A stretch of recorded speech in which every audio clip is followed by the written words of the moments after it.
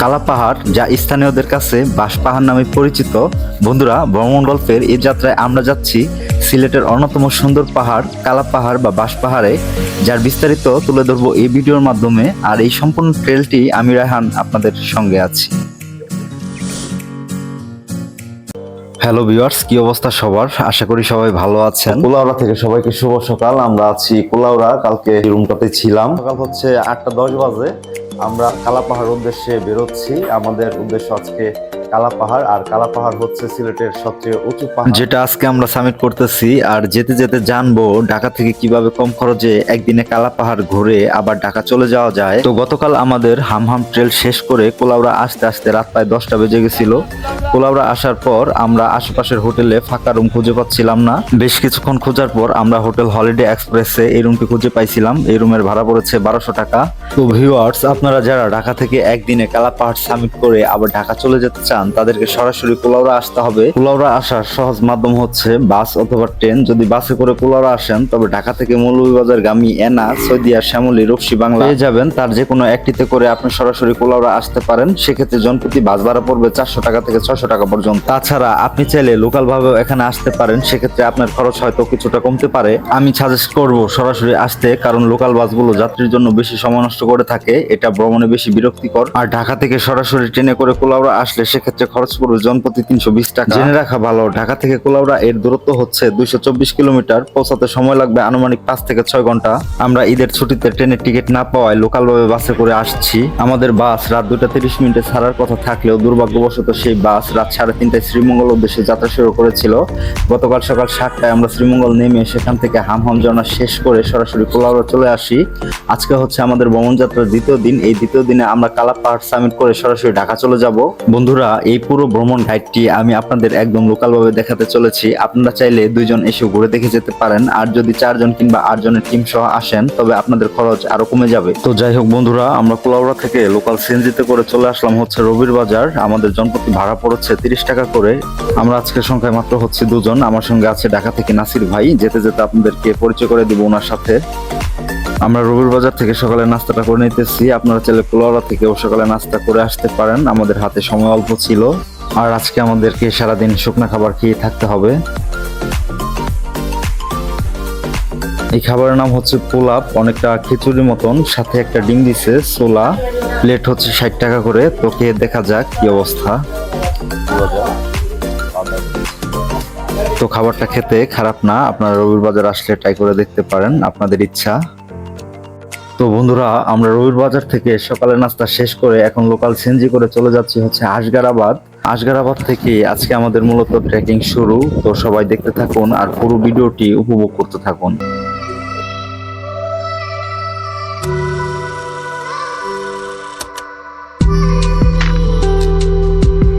রবির বাজার থেকে আসগারাবাদ পর্যন্ত লোকাল সিএনজি ভাড়া হচ্ছে জনপ্রতি 30 টাকা করে। তো সিএনজি মামা আমাদেরকে এখানে নামায় দিছে। আমরা এখন যাচ্ছি হচ্ছে বেগুনপুঞ্জি, আর এটা হচ্ছে গেট বেগুনপুঞ্জি যাওয়ার। বেগুনপুঞ্জি থেকে আমরা একজন গাইড নিব। তারপর আমাদের গন্তব্য হবে কালা পাহাড়। ঘড়িতে সময় 10:13। আমরা একটু বেশি লেট করে ফেলছি। আমাদের এখান থেকে বেগুনপুঞ্জি যেতে সময় লাগবে প্রায় 40 থেকে 50 মিনিট। আর একটি ঝামেলার বিষয় আছে, আজকে হচ্ছে শুক্রবার। শুক্রবারে পাহাড়ে নাকি টুরিস্ট কম যাতায়াত করে থাকে, যা এখানে এসে শুনলাম। পঞ্জিতে যেয়ে যদি গাইড খুঁজে না পাই, তবে আমরা পাহাড় সামিট করতে পারবো না।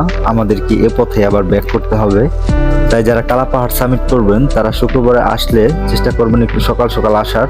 আর ঝামেলা এড়াতে শুক্রবার বাদেও আসতে পারেন। যাই হোক, চা বাগানের ভিতর দিয়ে আঁকাবাঁকা সুন্দর পথ ধরে হেঁটে চলেছি। আমাদের উদ্দেশ্য বেগুনপুঞ্জি।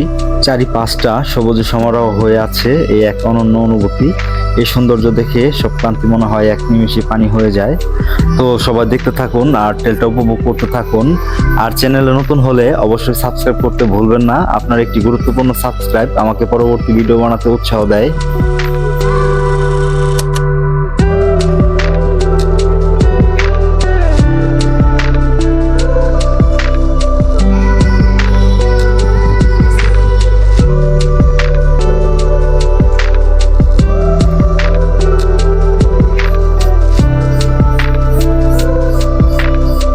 অনেক ফুল ফুটে আছে বিভিন্ন ধরনের।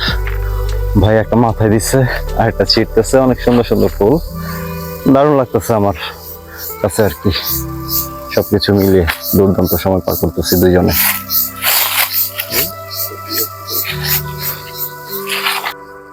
বন্ধুরা, আমরা আঁকাবাঁকা পাহাড়ি পথের সৌন্দর্য দেখতে দেখতে বেগুনপুঞ্জিতে চলে এসেছি, কিন্তু পুঞ্জিতে এসে আমরা জানতে পারলাম ভোরে এক টিম পাড়া থেকে গাইড নিয়ে পাহাড়ে চলে গেছে। আজকে আর এই পাড়া থেকে কেউ পাহাড়ে যাবে না, যে কারণে আমরা এই পুঞ্জির পাশে আরেকটি পুঞ্জি আছে, সে পুঞ্জির নাম হচ্ছে নোনাছড়া পুঞ্জি, সে পুঞ্জির দিকে যাচ্ছি। আমাদের উদ্দেশ্য একজন গাইড খোঁজা।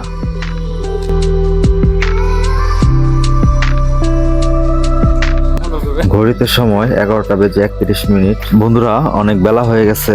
যাই হোক, আমরা নোনাছড়া পুঞ্জি থেকে একজন গাইড নিয়ে এখন কালাপাহাড় উদ্দেশ্যে যাত্রা শুরু করতেছি।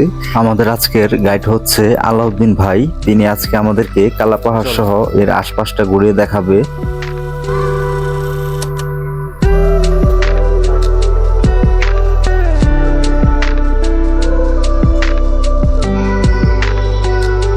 তো বন্ধুরা, আমরা প্রায় 1 ঘন্টা 20 মিনিট যাবত হাঁটতেছি, এখনো রিজল্যান্ডের উপরে উঠতেছি।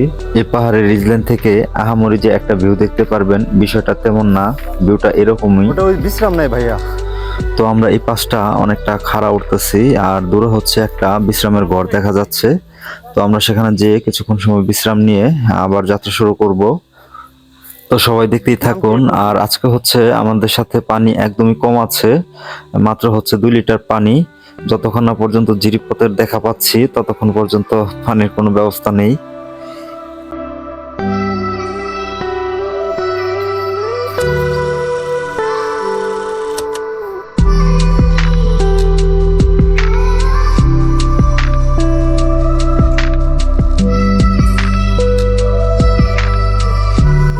এটাই হচ্ছে সেই বিশ্রামঘর যেটা দূর থেকে দেখা যাচ্ছিল। বন্ধুরা, এই পাহাড়ে হচ্ছে প্রচুর পান চাষ করা হয়। পুঞ্জির মানুষজন কাজের ফাঁকে এখানে বিশ্রাম নেয়, কিন্তু আমাদের এখন বিশ্রাম নেওয়ার প্রয়োজন নেই, আমাদের অনেক হাঁটতে হবে। বন্ধুরা, আমরা এখন কালা পাহাড়ের উঁচু রিজল্যান্ড ধরে হাঁটছি। দুপাশে হচ্ছে ঘন বাঁশের কারণে পাহাড়ের যে খোলামেলা ভিউ সেটি আপনাদেরকে দেখাতে পারছি না। এই পাশটাতে হচ্ছে 2টি রাস্তা দুদিকে চলে গেছে, আমরা একটি দিয়ে আরো উপরে উঠছিলাম, কিন্তু প্রচুর বাঁশ থাকার কারণে পাহাড়ের যে একটা ভিউ সেটা দেখা যাচ্ছিল না। আর সবচেয়ে বড় বিষয় হচ্ছে আমাদের সাথে আনা পানি একদমই কমে গেছে, যার কারণে আমরা উপরের দিকে উঠতেছি না, আমরা কিছুটা নিচের দিকে নেমে যাচ্ছি। আর আমরা এখন যাচ্ছি হচ্ছে জিরিপথের দিকে। অনেক খারাপ পথ আর প্রচুর মরা পাতা পড়ে আছে রাস্তা দিয়ে, তাই স্লিপ খাওয়ার সম্ভাবনা একটু বেশি।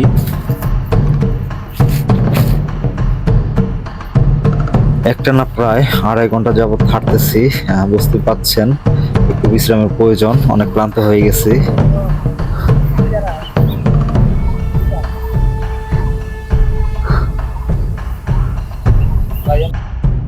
তো বন্ধুরা, অবশেষে জিরিপথের দেখা পেলাম।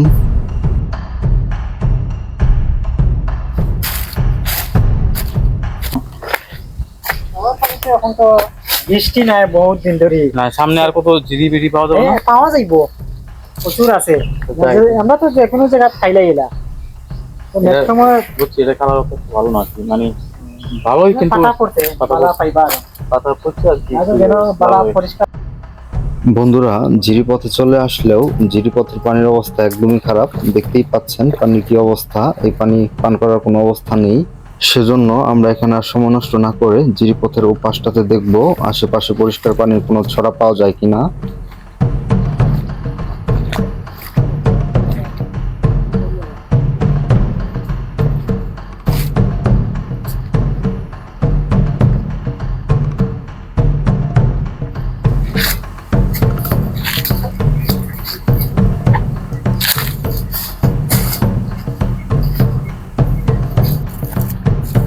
ওইদিকে আস্তে আস্তে মনে হয় ঠান্ডা পানি আছে, ভালো পানি আছে।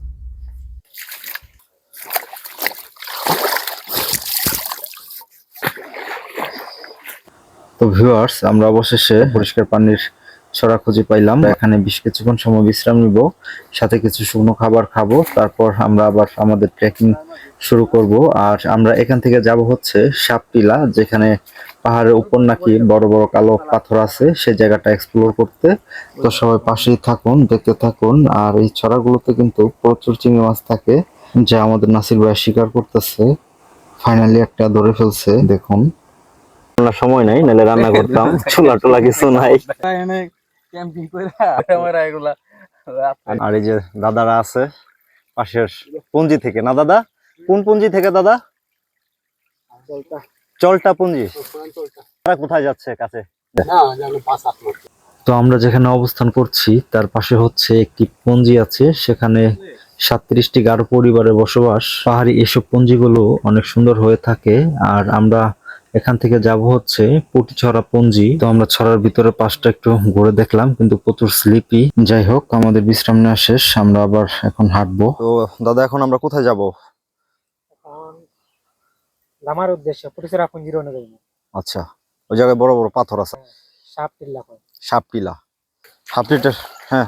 ও কি করছে তুমি মানে অনেক সময় রেস্ট নিচ্ছে মানে এই পিকে আর কি ওই যে কি জানি কয় রিজলাইনে হাইটটা পরে নিচে নামা আর কি ওই মানে গিরিখাতের আমরা কইছি মানে অনেকটা মানে আধা ঘন্টা 1 ঘন্টা হাঁটার পরে মানে এমন খেয়াল হচ্ছে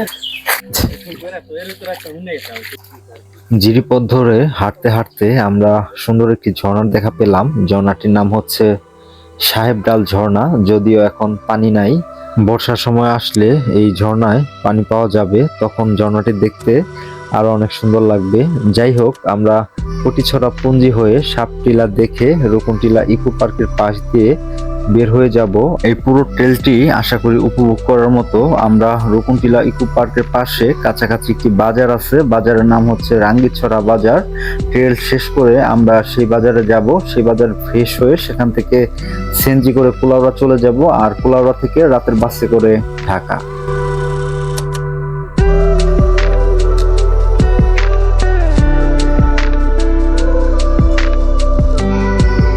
তো বন্ধুরা, আমরা ইতিমধ্যে পটিছড়া পঞ্জিতে চলে আসলাম। এটা হচ্ছে পটিছড়া পঞ্জির গেট, পাশে হচ্ছে এই পঞ্জির খেলার মাঠ। আর এই মাঠটি একদম পাহাড়ের উপরে বললেই চলে, দুপাশেই হচ্ছে পাহাড়, মাঝখানে মাঠ। অনেক বড় একটি পঞ্জি, বেশ সাজানো গোছানো।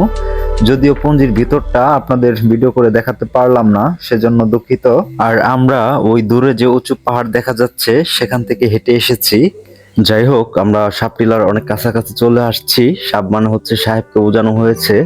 আর এসব গাছে পান চাষ করা হয়েছে, বোতল দিয়ে এভাবে পান গাছে পানি দেওয়া হয়। এখানকার স্থানীয়দের ভাষ্যমতে এই জায়গাটি ছিল একজন সাহেবের, যার কারণে এটাকে সাপটিলা বলা হয়। এই পুরো জায়গাটিতে এরকম বড় বড় পাথর রয়েছে, যেটা এই সাপটিলার মূল আকর্ষণ। বন্ধুরা, আমাদের হাতে সময় একদমই অল্প, অলরেডি 5টা বাজে। আমাদের এখান থেকে রাঙ্গিছড়া বাজার যেতে হয়তো আরো 1.5 ঘন্টা সময় লাগবে। সেজন্য আমরা এখানে আর সময় নষ্ট না করে এখান থেকে বের হয়ে রাঙ্গিছড়া বাজারের উদ্দেশ্যে যাত্রা শুরু করেছি। প্রত্যেকটা গাছে পান চাষ করা হয়েছে। আর এটাও একটা বিশ্রামঘর, মাটির তৈরি। ভিতরটা অনেকটা ভুতুরে পরিবেশ হয়ে আছে। যাই হোক, সামনের দিকে আগানো যাক, সন্ধ্যা হতে খুব বেশি সময় বাকি নেই। আর এই জায়গাটা এত পরিমাণে স্লিপি, যারা আসবেন অবশ্যই সাবধানতা অবলম্বন করবেন। তো বন্ধুরা, আমরা এখন রকুনটিলা ইকো পার্কের পাশ দিয়ে যাচ্ছি। যদিও এই সুন্দর পার্কটি এখন বন্ধ হয়ে গেছে, নইলে আমরা এখান থেকে গাড়ি পেয়ে যেতাম। আর গাড়ি না পেয়েও খারাপ হয়নি, এই সুন্দর চমৎকার পথ ধরে আমরা রাঙ্গিছড়া বাজারের দিকে যাচ্ছি। দেখতেই পাচ্ছেন আশেপাশে ছোট বড় অনেক টিলা আছে, যার মাঝখান দিয়ে রাস্তা করা হয়েছে। সব মিলিয়ে এত সুন্দর লাগছে বোঝাতে পারবো না। বেলা শেষে এই রাস্তার সৌন্দর্য দেখে সব ক্লান্তি এক নিমিষেই দূর হয়ে গেল। এই রাস্তার সৌন্দর্য দেখে যে কেউ মুগ্ধ হতে বাধ্য হবে। যাই হোক, আমরা রাঙ্গিছড়া বাজারের অনেক কাছাকাছি চলে আসছি। এদিকেও হচ্ছে অনেক চায়ের বাগান। আমরা রাঙ্গিছড়া বাজারে যেয়ে ফ্রেশ হয়ে কুলাউড়া চলে যাব। আর কুলাউড়া থেকে খাবার শেষ করে আমরা ঢাকার উদ্দেশ্যে যাত্রা শুরু করব। আজকে এ পর্যন্তই, দেখা হবে নতুন কোনো গল্প নিয়ে। ততক্ষণ পর্যন্ত সবাই ভালো থাকবেন এবং সুস্থ থাকবেন। আর ভিডিওটি ভালো লাগলে আশা করি সবাই পাশে থাকবেন। আল্লাহ হাফেজ।